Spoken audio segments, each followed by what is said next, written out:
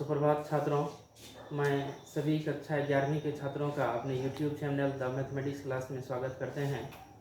आप लगातार वीडियो देख रहे होंगे तो आपको पता लग गया होगा जो सेट में कहाँ तक पढ़ाई हुई है।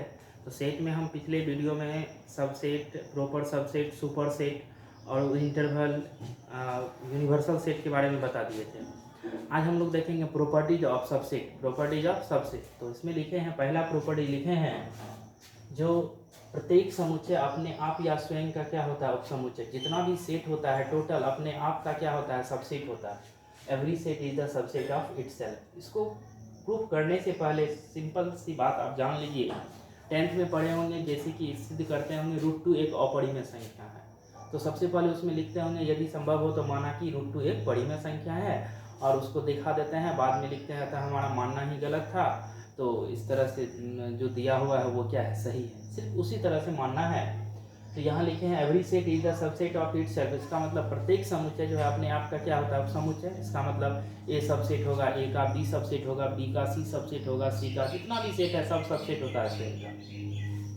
लिखे हैं माना ए कोई non empty set. Non empty set का मतलब है उसमें एलिमेंट है, जो इम्पटी नहीं होता है उसको बोलते हैं नॉन इम्पटी, अर्थात उसमें कुछ ना कुछ एलिमेंट है जो खाली नहीं होता है, उसको नॉन इम्पटी बोलते हैं। तो हमें सिद्ध करना है कि ए जो है सबसेट होगा किसका, ए का। अगर यहाँ बी लेते तो बी सबसेट क्या सिद्ध करना था, बी। अगर यहाँ सी लेते तो सी सबसेट सिद्ध करना होता, सी।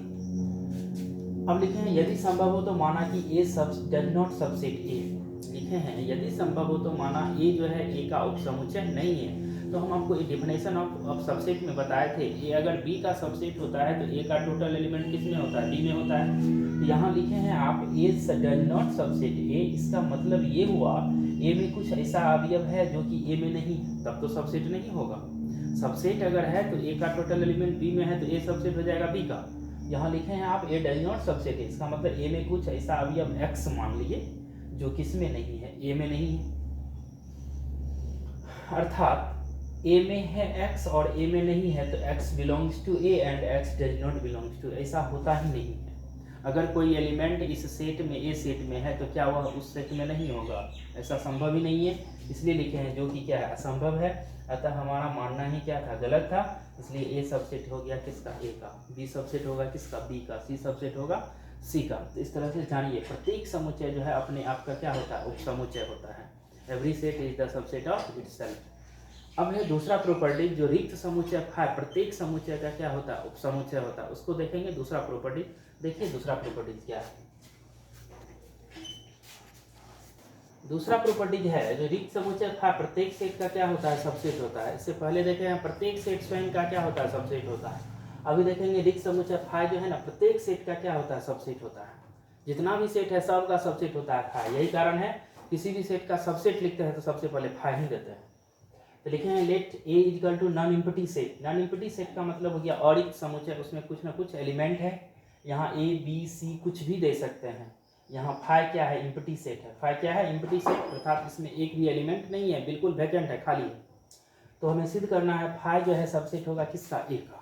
अर्थात यहाँ बी लेंगे तो फाई सबसेट होगा बी का, सी लेंगे तो फाई सबसेट होगा सी का, एक्स लेंगे तो फाई सबसेट होगा एक्स का। अब इसका जस्ट अपोजिट, विरोध कर दिए। यदि संभव हो तो माना कि फाई डज नॉट सबसेट है किसका, ए का। इसका मतलब हुआ फाई में कुछ ऐसा एलिमेंट जरूर है जो किस में नहीं है, ए में नहीं है। क्योंकि हम पढ़ाए हैं सबसेट में, अगर ए सबसेट होता है बी का तो ए का टोटल एलिमेंट बी में होता है। ए अगर बी का सबसेट नहीं है तो ए का कुछ ना कुछ एलिमेंट जो है बी में नहीं होगा। जैसे देखिए थोड़ा सा इसको बताते हैं, लेट कर लेते हैं। ए में क्या, 1 2 3, एंड बी में ले लेते हैं हम 2 3 4। हियर ए जो है ना डज नॉट सबसेट है किसका, बी का। क्योंकि ए का एलिमेंट 1 किसमें नहीं है, बी में नहीं है। इसका जो रीजन होगा, रीजन RES,